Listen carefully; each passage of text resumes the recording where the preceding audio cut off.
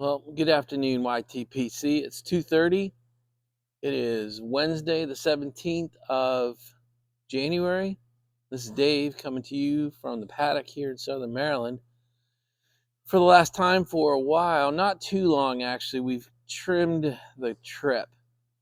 I imagine I'll be back here in about 10 or 11 days. My wife has asked if I would, she just wants me to be a little more available in case things go wrong at the horse farm.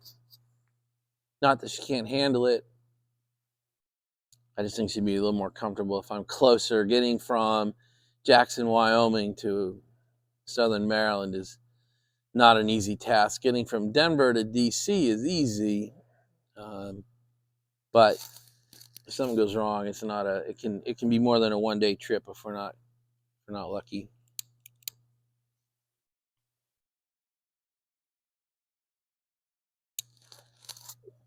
It's one thing for my wife to roll up to the farm and deal with an issue, but if I roll up in the beast and get out of that truck, and if I'm in beast mode myself, that usually lots of times problems have a find a way of resolving themselves as I'm walking towards the problem. So in case she needs to pull that option, then I need to be home. So let's see, let's do this real quick. Maryland Meerschaum, hell, you guys know it better than I do. Bearing a fresh coat of wax. I did one last night and I did one today. Just using my little wax here. You can see it's concaved a little bit. So I looked up and says, do it when your pipe is warm so that the wax will melt on. The problem with the Meerschaums, I think unless I get an aromatic or something here and just freight train it, it is hard to get these hot. So I did it slightly warm. We'll see. And I think maybe my hand warmth is doing more for it than the pipe warmth. We'll see. Enough about the stupid pipe, Dave. What's in it? McBaron Old Dark Fired Ready Rub. Lazy Dave style. It's fantastic. Nothing to say about it other than that it's fantastic.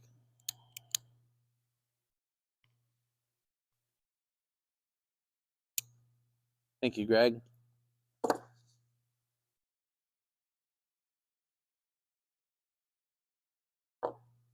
Right out of the chute, I got to do thank you.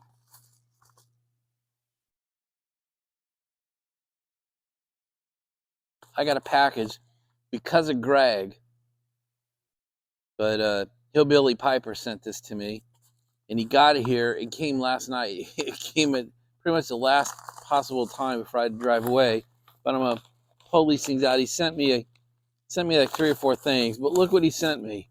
He sent me another pipe holder at the request of Greg. So look, I have 2. This bad boy's staying here, and this bad boy's going with me for the trip, and it's going to live in my Wyoming house. Thank you very much, guys. I know it's stupid. I know it's silly. These things are freaking awesome. Doesn't matter what pipe I use. I mean, I really only use this one right now, but it fits this thing absolutely perfect. So as on camera, I'm flipping it to the Take to Wyoming pile. But he didn't stop there.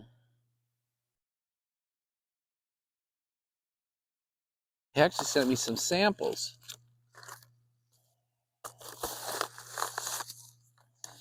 He sent me a bro note too. It says, happy smokes always, Hillbilly. Donnie, thanks, buddy. I've said it to you on Messenger and all that crap, but I'm saying it to you here in front of everybody, dude. That was a solid move. I really appreciate it. So what did he send me? He sent me like the most professionally packaged samples I've ever seen. And one I really wanted, and I can't find this shit anywhere. 792 flake. Sam Galwith. Look at this, man. It's like this is like surgical quality bagging. Truly air sealed. Man, that's fantastic. That's going to stay here for now. And then the other one is the Esoterica Penzance. Same thing, man. Surgical grade. Completely sealed. Air completely vacuum sealed. Fantastic, man. True professional quality. Thanks, dude. So 2 samples and another pipe thing for I mean, for nothing. So now you're on the list, man. Return fire. You never know. You never know. But thank you, man. That was super cool. And to get it here before I left, thank you, buddy. I really appreciate that. So, guys, yesterday's video, I enjoyed filming it. God, how old am I? I can't even stop saying that. I had fun recording it. I enjoyed it. That grab bag of stuff, and not just one big, offensive meter topic. Which I'm doing the same thing today, guys. I'm a little bit under the gun again. I can't be in here for 4 or 5 hours goofing off. I got to get home.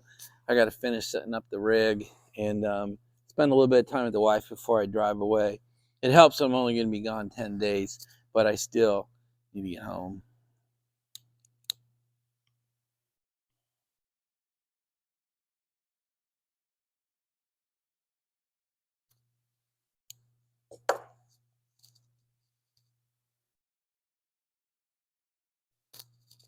So one of you guys gave me a recommendation on cigars, since you saw me smoking that Oliva V. So I ordered myself a box of Oliva V Millennial Churchills. So I had them shipped here, so they'll be here when I get back. I'll show them to you when I get back. But I appreciate that because I love that Oliva V. So we'll see how the Millennials go. So I've got a huge amount of toys. I want to show you my to-go kit for tomorrow. So I've had these for a couple years. These cigar travel humidors, rock solid. I mean, I think you could actually drive over this. I think that's what it's advertised at. It's got a hydrometer or whatever you call that, hydrometer on the top. It's lined. I've actually got a bodega. I always do that, bodega, like I'm some Spanish dude. What a moron. Bovita. I got my Vobita bag stuffed down in there. I got four cigars in there. My Bovita bag, and seals up. That is sweet.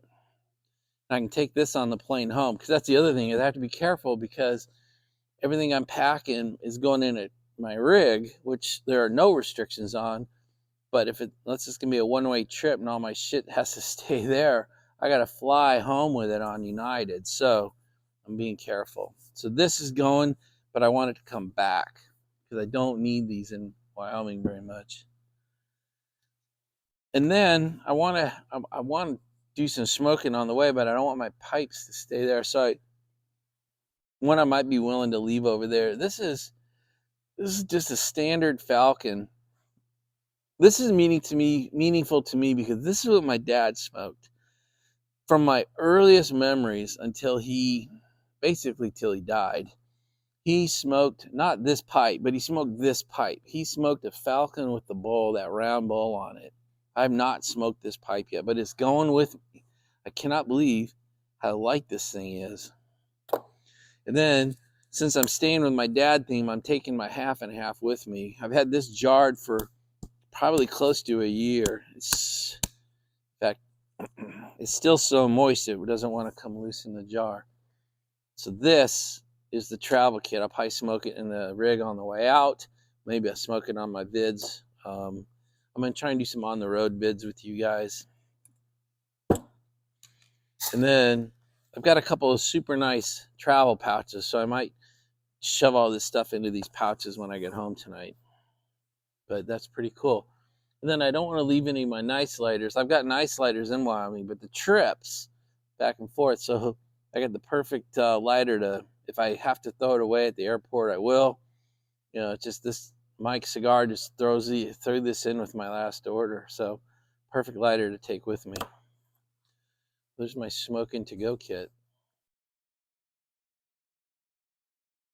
I just recorded my Freedom Friday video. It's all done. It's in the can. In fact, I've already assembled it and put the picture in the description, and I pre-numbered it, and it's already uploaded. It's just set to private. And so all I got to do, even if I'm in the middle of nowhere, Wyoming, or the middle of nowhere, Kansas, I'll be able to just flick that to public and it'll be there. It's fantastic. I'm going to try to do one from the road because I'm going to have my Wyoming carry with me, which I've done before, but I think I had like 2 subscribers back then. So I'm going to redo my Wyoming carry, I think, on Friday. And maybe I'll get 2 Freedom Friday videos up. We'll see.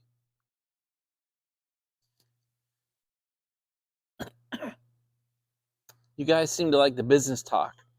So let's do a little bit of business talk today. I've got a couple subjects. I think it's more than business. That's why I want to do it first. In the fight against arrogance, in our fight to be supportive of those around us, particularly those around us who rely upon us for some advice, for guidance, for insight. I'm not really sure how to say it.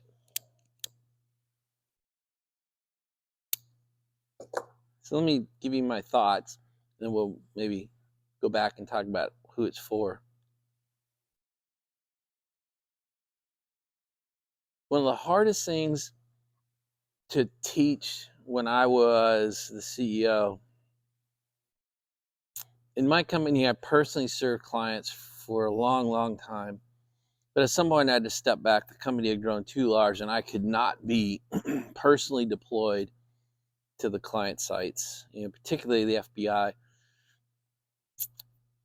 I did so many crazy things for the Bureau that I was fairly well known. And so some of my clients were emotionally attached to me, and it was like, I don't care how good your guy is. I want you, not your guy. And so little by little, I weaned as clients rolled and got out of their assignments, I just wouldn't take on their replacement. It got served by one of my people instead of me. And eventually I was able to step back. But for years and years and years, I served clients directly and personally. And as I stepped back and I hired great people, many times come with a sense of arrogance. I know better than you, whatever, right? Whatever words you want to use for that. And I sense many of you have that issue, right? You know your shit, you're the best at it, you're a subject matter expert, or you just got years and decades in there. And so sometimes we have a bit of a sense of arrogance. And the fight against that is where this is going. One of the hardest things I had to try to teach people, particularly older, 20 years, 30 years in the industry type people, was our job has 2 pieces to it. One is, the first one, our job is to advise and give the best, well-rounded set of advice and justifications and recommendation we can possibly give, right? And we should do the research and apply all of our expertise and all of our knowledge and our experience into developing, hey, this is what the situation is you're faced with. Here are the options that I see that if I were in your chair, that I would see in front of me. Here's the evaluation of those options that I've done. And here's my suggested recommendation for you. That sounds pretty good, right? Until they don't take it. Until they, for some reason, whatever it is, their own world, this guy ain't going to tell me what to do. I'm the client, for whatever reason, people around us don't always take the recommendation, right? They don't take our advice. Kids, spouses, friends, other family members, employees, customers, whatever. However this touches your life. I know not everybody owns their own business. I get it. So then the second part of our job kicks in. So what's the second part? The second part is more important than the first.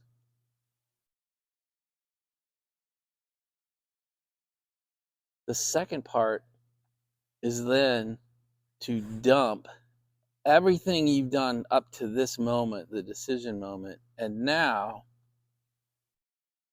make this person, more successful than you thought possible, in spite of themselves. Ooh, that is not easy. But that's the mark of a true professional. That is the mark of true love. That is the mark of true friendship. Hey, I gave you my advice. You didn't take it. You made your own decision. God bless you.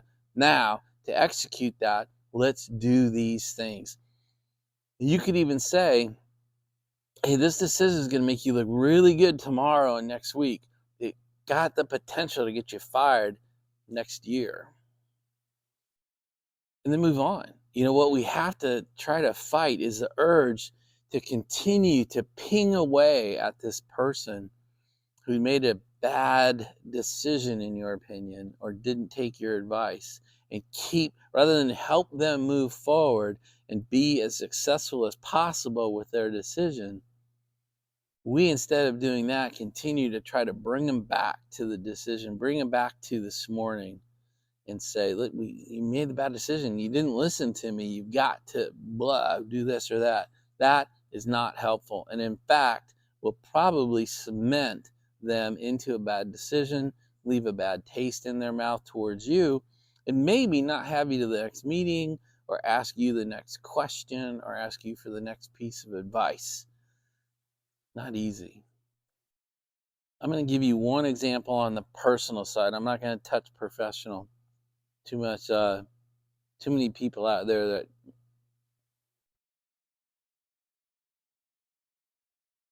too sensitive. Let me give you the personal one. It's my son. So my son Sean called me right as he was turning 19, somewhere around like April of his freshman year in college. He was living up in Troy, New York, I think near Potter.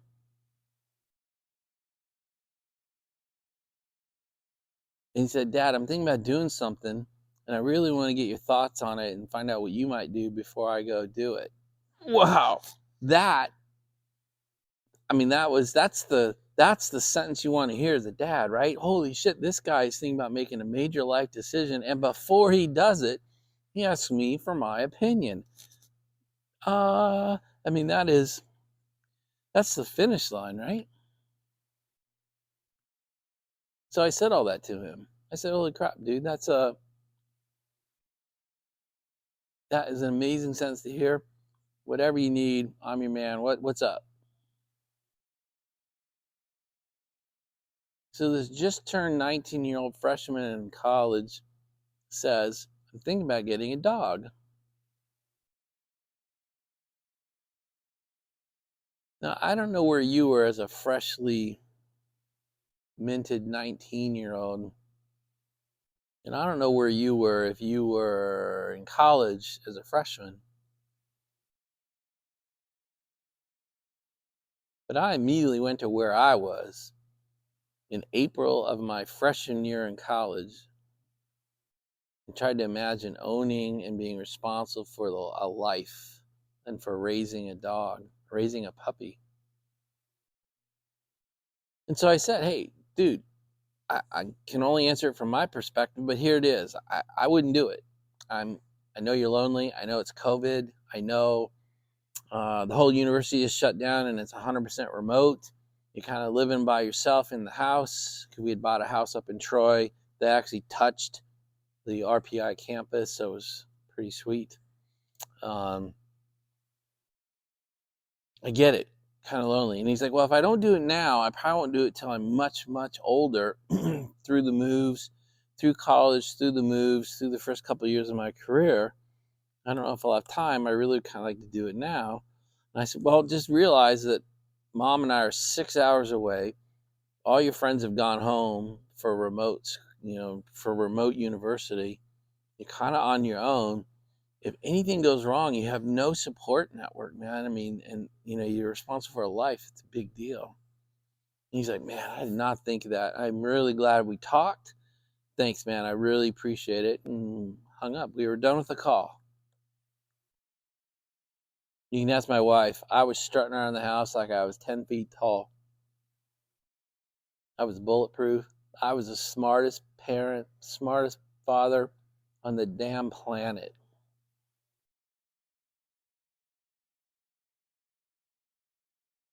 The next day, my phone rings. It's my kid again. I was like, "Oh man, Sean's calling. Hey, bud, what's up?" And I go, he's like, I've been thinking about it, and I said, "Hey, well, what'd you decide? What are you thinking?" He goes, "Oh, I'm on the way back from picking him up."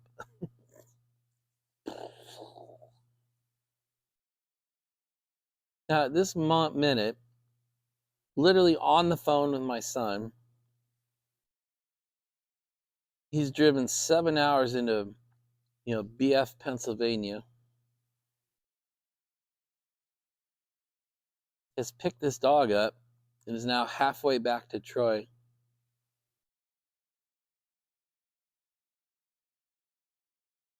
I have reached the first major decision point of a father with a grown son.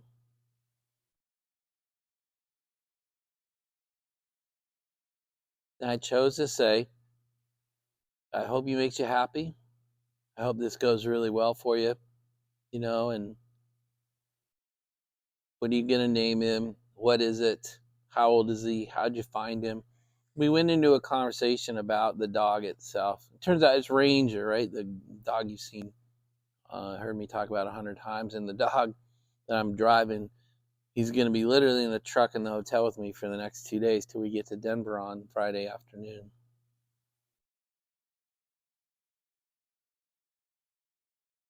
I was not happy with him, but I had to make a decision. I was at a fork in the road.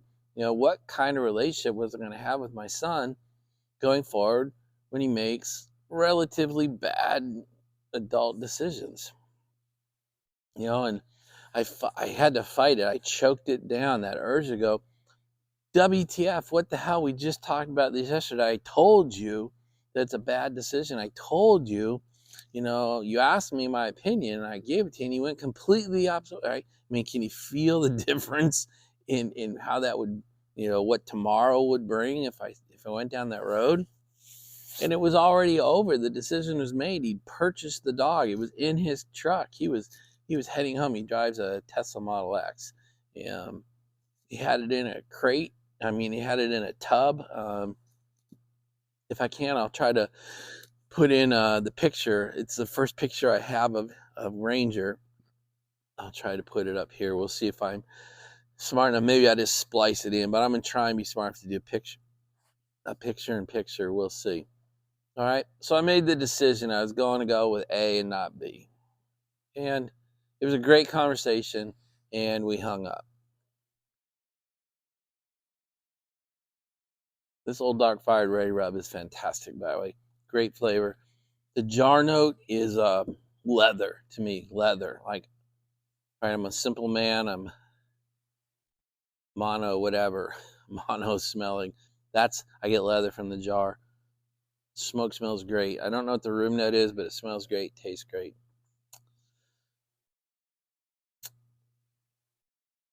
Two days later, my son calls me. Hey, my phone rings. It's my boy. Hey, bud, what's up? What are you thinking? And he is broken. He's like, Dad, what are you doing? I don't know, not much. Why? There's any way you could, what do you think about coming up? Dude, anytime, man. What's up? I haven't slept since we talked last. Turned out, Ranger was the runt of the litter and close to death. Sickly, huge hernia, wasn't eating, couldn't keep anything down, was throwing everything up, had a broken tail, and my son was close to collapse because he really hadn't slept. This dog had kept him up for 3 nights. And I found myself at the most important fork in the road for my son and I's relationship. Because I was choking down the I told you so, right? Every one of you's got to have an I told you so speech recorded, right? For your wife, for your kids, for your employees, for your clients, for your customers, forever. I apply it to your life, but you've got an I told you so speech in there. And I'll bet you dollars to donuts you've used it a few times. Pot calling the kettle black, guys. I was the king of I told you so. So here I was at another fork in the road with my kid in what, 48 hours?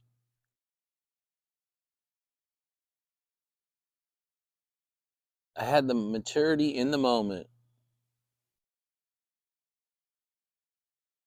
to say to him, I'm getting in the car. I'll see you in 5 hours.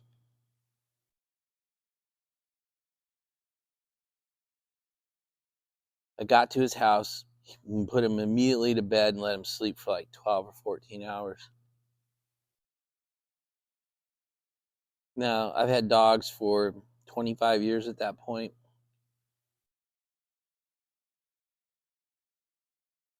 We, started the assessment of what are we going to do with this thing?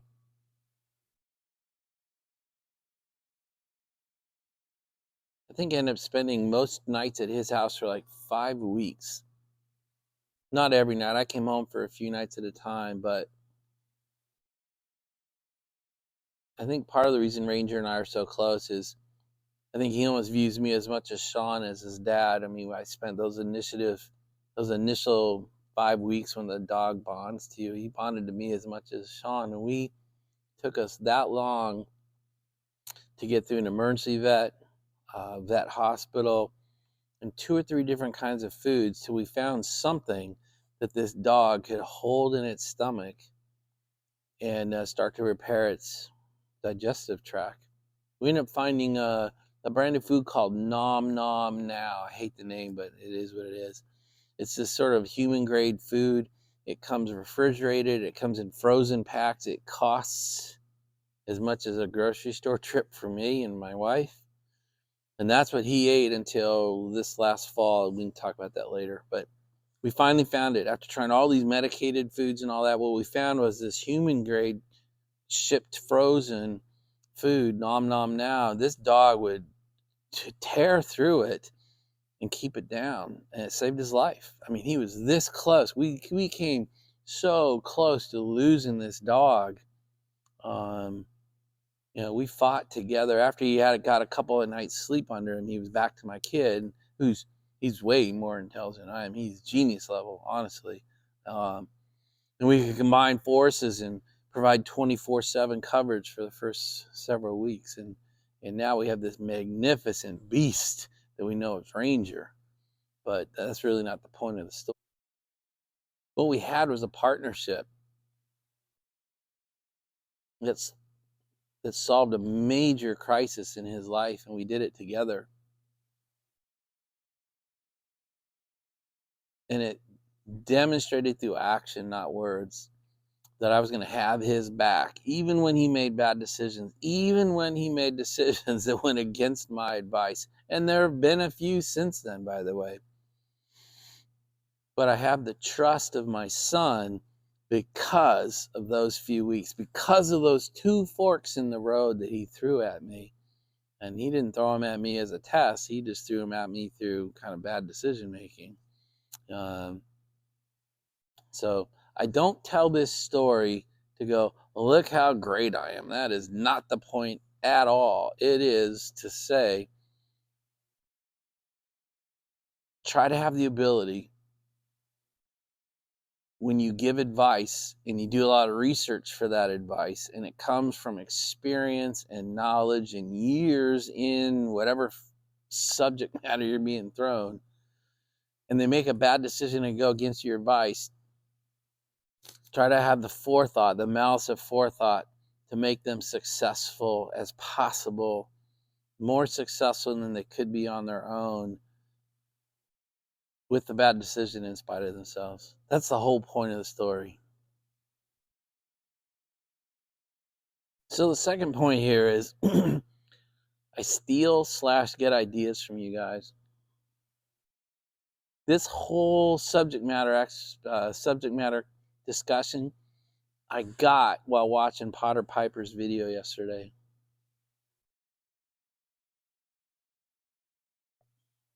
Potter Piper, I don't know if you're sitting here watching this going, he stole my idea from my last video. I did, point blank. I'm giving you credit for it, but I did steal the idea from you because you did talk about this to some extent in your video. Guys, I think it's enough on that subject. I have 100 of those stories. Not all turned out that way, because for a while I used to peck at clients. You're making a bad decision. And some now are like truly my best friends, even after they've retired. And part of it was because they came back to me 6 months, 9 months, a year later and said, yeah, I might be on probation because of that decision I made. And I remember you saying something about that. Can you help me craft a get well plan? Can you help me get out of this mess? And that's what I'm looking for in life today. You ask me a question, I give you advice, you don't take it, but we have the kind of relationship, and I've supported you in your decision, even though I disagree with it, such that you can come back and continue to have discussions in a relationship, and ask me other questions. So that's one of those messy goals in my life today. I call it being a yes man. Can you help me? Yes. Can you help me here? Yes. Hey, I didn't take your advice, but can you still help me? Yes. I mean, so when I say I'm trying to be a yes man in my life today, that's kind of what I mean. It's far more meaningful to tell you the story and the concept behind it, but I was walking us towards that over the last few months. So let's move on to the next grab bag of subjects I have for you.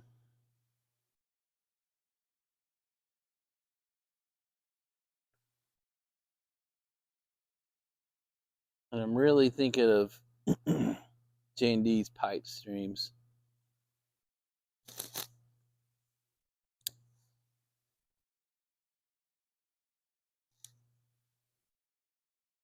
What I'm thinking about is profit versus ownership.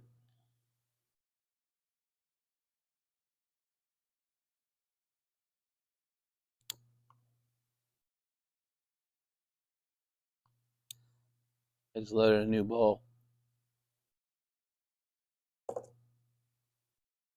So what the hell do I mean by profit versus ownership? If you're a small business owner and you need to attract people that you can rely on, people that you can stand on, people that you can take your eye off and go worry about something else. I liken it to a game of baseball, and you're the pitcher, and you're pitching to home plate, obviously. But eventually, a runner will get on first base.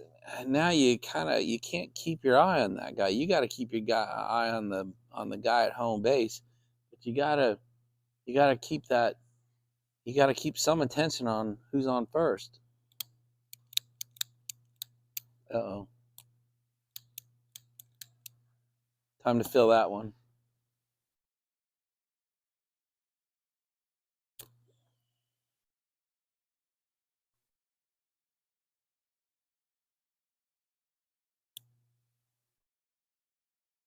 They're wonderful lighters.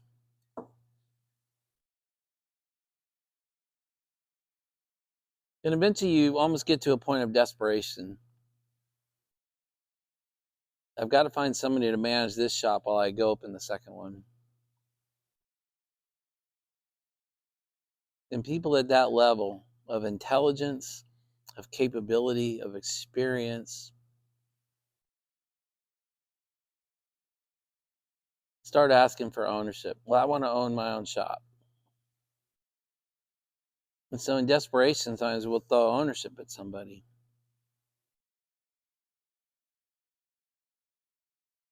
Unless investment is involved, it's very hard to get another owner involved. If you grant somebody ownership, one, that takes away power from you, and it probably gives them a thought of what they are when they're really not. They are not co-owners. Let me give you an example. If you have to go into debt for the business, are they going to sign their house onto your debt note? They're not.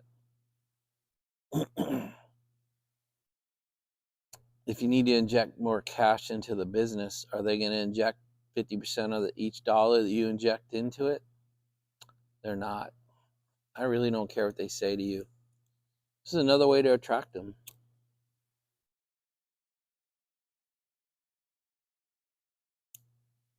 Talk them off the ledge of emotion about being an owner.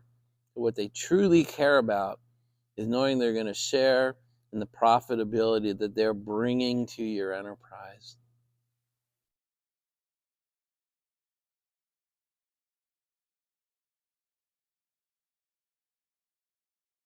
Your creditors will react much better to you being the sole owner.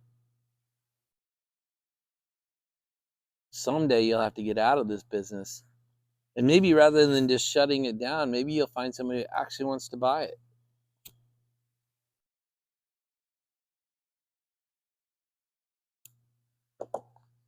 Anybody wanting to buy your business in the future will be much more comfortable knowing they're dealing with a single owner entity.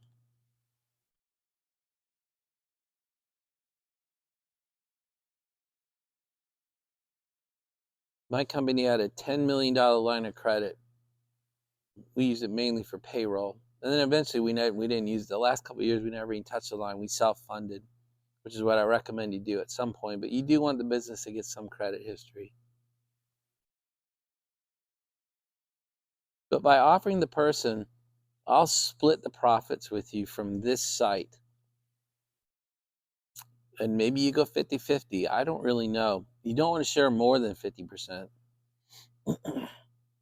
But I find people react very well to that once they get past the emotion of I want to be an owner, because they really don't. You know, it puts everything they own at risk for the business. Means they have to be responsible for cash injection. When you tell them that, they go, no, that's not what I was thinking. Of course not. They want to share. If they grow the business, if they grow the profitability of the business, they want to know they're going to share in it. And they want to know it in writing, and they want it legal so you can't step away.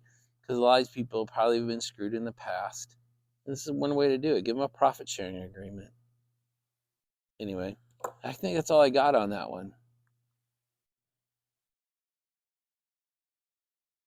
I don't think we talked about one of the concepts I'm going to get out here, and that's scars versus brilliance. Being a little bit older, I'm racing up on 60 years old. We're going to talk about that in a minute as well. But that means I have a lot of experience, and experience at least gave me scars. And so when I come out here and talk about consulting, recommending, and then making people successful, it's scars from not having done that right. I've lost personal relationships because I couldn't convert and help people with the decision they made. I've lost customers. I mean, real customers deep inside the intel community of the US government. I've lost task orders. I've lost the ability. I've lost billable hours. Because I wasn't able to do that conversion. So that's a scar talking is how I say it. I have hurt my son many a times by how I spoke to him about decisions and about how I spoke to him about decisions he had made. Now we've come past that to a large extent, but that's scars. These are scars talking. I've given ownership away only to realize how painful that is in the future. It solved my problem and made me look good and feel good, and the other individual made them feel good in the moment. And then a couple years later, it was a disaster, and then kind of having to buy it back. So it's a scar. I've done it wrong. It left a scar. So these are my scars talking, not my brilliance. I just want to make sure you know what's going on inside of me when I come on here, and I'm so arrogant as to say, hey, I've got some business thoughts for you, or I've got some personal life thoughts for you. These are, imagine deep, hurtful scars that took a long time to scab over. Imagine the scabs talking. That's what's happening here. It is not me going, I am so damn brilliant. I'm so much smarter than you that I'm going to tell you how things should be done. So just try to keep that in mind through this video and future videos. I'll probably say these are my scars talking from time to time in future videos. So I just want to give you what the hell does that mean? That's what that means. These are my scars. I've done it wrong, and I lived through it. Failure is not an option, and this is what I learned from it. So let's move on to what I think is the last subject I have in the grab bag of subjects today. More of a personal one.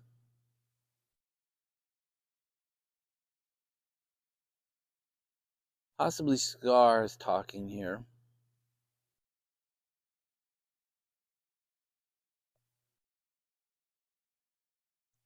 This goes down statements like, so I'm racing up on 60 years old, so I'm an old guy. I get it. I hear myself say these things, and I hear you guys say it quite a bit, and you guys type them into your comments into my videos a fair amount. Especially when I tell a story about that young girl at junior accountant story that I said you're not cutting it.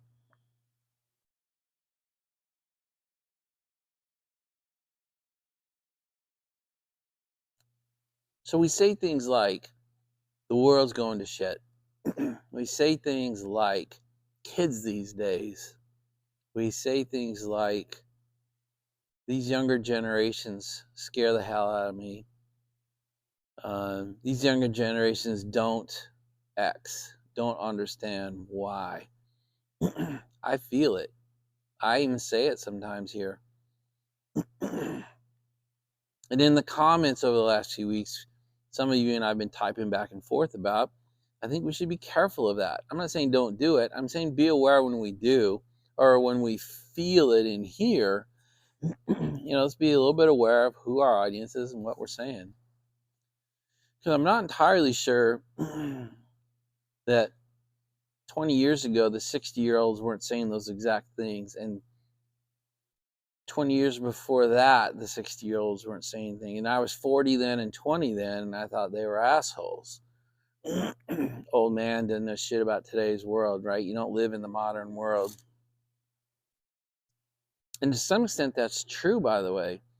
I don't DoorDash. I don't get my groceries delivered to the house. I go to restaurants and eat in the restaurant. I go to the grocery store and actually pick all my own shit off the shelf and put it in the cart and buy it. I mean, I get that I am kind of living a little bit old. I'm trying to find that first time, with technology. Like if you go to your grandmother, like my mother-in-law, it's funny, the years it took her to understand the concept of file folders on a computer, and that you could do banking online and you could pay bills online. But I mean, it was, it just took me a couple of years to get her. Now she does it. She does it great at 87. She's actually pretty good. And she even does online music, and she watches YouTube videos, and so it's pretty cool. The concept still blows her mind that the YouTube I watch on the phone versus the YouTube I watch on the computer versus the YouTube I watch on the iPad are all the same YouTube, and it's all the same account. She can't get that. But what is that for you? And what is that for me? And it's kind of funny because my kid, Sean, runs an online home. He loves the Internet of Things. He's got Wi-Fi door locks, and his cameras aren't professionally installed. He's got his own Wi-Fi security system set up, and that's a part. So that's something that's gotten ahead of me a little bit. What's the thing? What's my YouTube, right? What's the thing that's going to blow my mind? I'm always on the lookout for it. But as part of that, I'm trying to be sensitive to, I feel like the world's going to hell. I feel like this participation trophy, we're 2 generations into it now. We have young parents who grew up in that world, and they're raising their kids from that. So it's even getting worse. But I guarantee you, in 1969, there were 60-year-olds going, this hippie generation, man, they're going to ruin the world. And I don't know, I guess some would consider it's ruined, but it really isn't. I mean, the economy's bigger than ever. There's more ways to be successful than ever. There's more ways to start a small business or do a side hustle than ever. So, we're in a tough situation in the world right now. I'm not trying to belittle that, but I mean, my God, with all the assassinations in the '60s and the kind of the hippie generation taking over, um, I bet you they thought it was pretty awful and that we were headed straight to hell at that time. So, just I'm not saying that bad thoughts. Just keep it in mind when we talk like that. If it's a bunch of us 60-year-old guys kind of talking about it, it's a little bit funny and probably safe environment to do it. But when you're talking to your kids or your grandkids or a group of their friends, we have to be careful because we can easily wipe out any credibility of our opinions or any weight we have in a conversation if we go down these very traditional, you kids don't understand what it's like to, I walked 5 miles uphill both ways to school in 30 feet of snow. We can go down those roads. You don't know what real work is. We immediately did it. Stop hearing it, blah, blah, blah. You start sounding like the Peanuts, the teacher on the Peanut series. Wah, wah, wah, wah. So just be aware of that. That's all. Again, Scar, I do it. I mean, and I'm not perfect at it. Some of those things slip out of me, and I can see my kids and their friends when we're sitting at the dinner table. We just had it. We usually grab a bunch of their friends when we go do things. I can hear it. I can feel that. Yeah, that's their 60-year-old dad talking. So just think about it. Doesn't mean you're wrong, by the way. You can be right about some of these things, but you can still blow yourself out of a conversation or out of any position of influence on these folks. That's where I'm going with that, but I just wanted to say it out loud because it's pretty prevalent in our crew out here on the YTPC. So I was embarrassed. I posted a 40-minute video and I said I wouldn't do anymore. So I'm posting a 50-minute video. What an idiot. But I had a grab bag of subjects I wanted to get to you. And that's what it took. I apologize for the long video. That's crazy. But I'm going to shut up. I'm going to get this thing uploaded and posted. The last thing I want to do is kind of just, I'm heading out. It's probably like 3:30 now. So in about 12 hours, I'm heading out. My goal is to leave at 3 o'clock in the morning. My drive tomorrow is from Southern Maryland out over the Appalachians into St. Louis. Friday, same thing, get up early, leave 2, 3 in the morning, and drive from St. Louis to Denver. Spend Friday night, and then Friday afternoon, Friday night, and all day Saturday, and all day Sunday, and Monday morning. My son goes to work at 9 a.m. I'll leave at 9 a.m. and drive probably about 8 hours to the Wyoming house. Be at the Wyoming house probably till the following Sunday. Drive back to Denver on that Sunday. Have dinner with my kid. I'll park the rig at long-term airport parking. It's called the parking spot. It's pretty good. I parked there one time for 6 weeks for $150. And that gives me the ultimate flexibility if the boy calls and says, hey, I need help with Ranger, or can you come out? I've got a car sitting there and I've got an ability to get Ranger to Wyoming with me. Anyway, guys, that's it. Thanks for putting up with this. If you're still here, thank you so much. I'll try to be more disciplined in future videos. Bye, you guys.